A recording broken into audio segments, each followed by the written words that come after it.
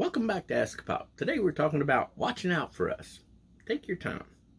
One of my dearest friends, Jaime, had taught me one of the best lessons I ever learned, and it was smack in the middle of a four-alarm crisis about 20 years ago. A little more than that. We were all in a huddle room because of a major outage, and folks were scrambling around like chickens with their heads cut off. And they were looking to the two of us because we were the two senior guys in the room. And Jaime just turned around out of the blue and asked somebody to go to a hardware store and get a fan.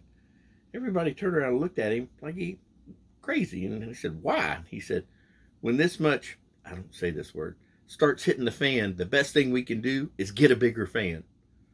Took us about 2 seconds before everybody just broke into laughter. And everybody laughed for about 10 seconds or so. And then we all calmed down and haha, good joke. And then we went back to work. It only took us about 3 minutes after that before Jaime and I were able to figure out the problem.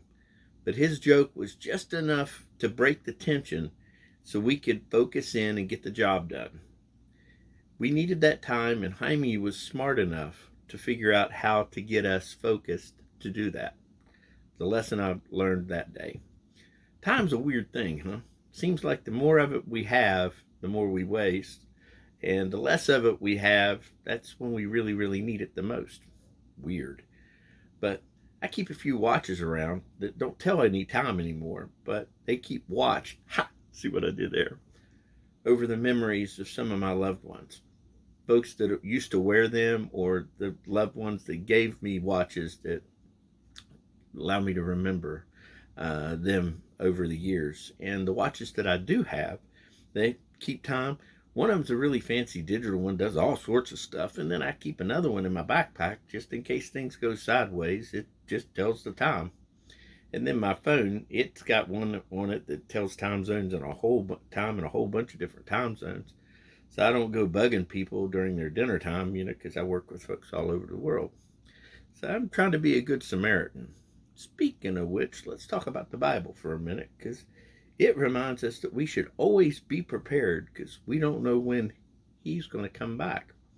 But then again, and I don't mean to be flippant about this, should it really matter when he's coming back? Because God tells us that we're always trying to make earth a bit more like heaven.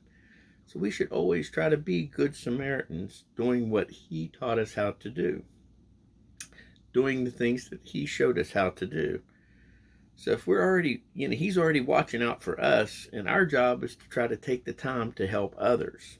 Just a thought from a guy that always tries to remember that I'm never too busy to take time for other people.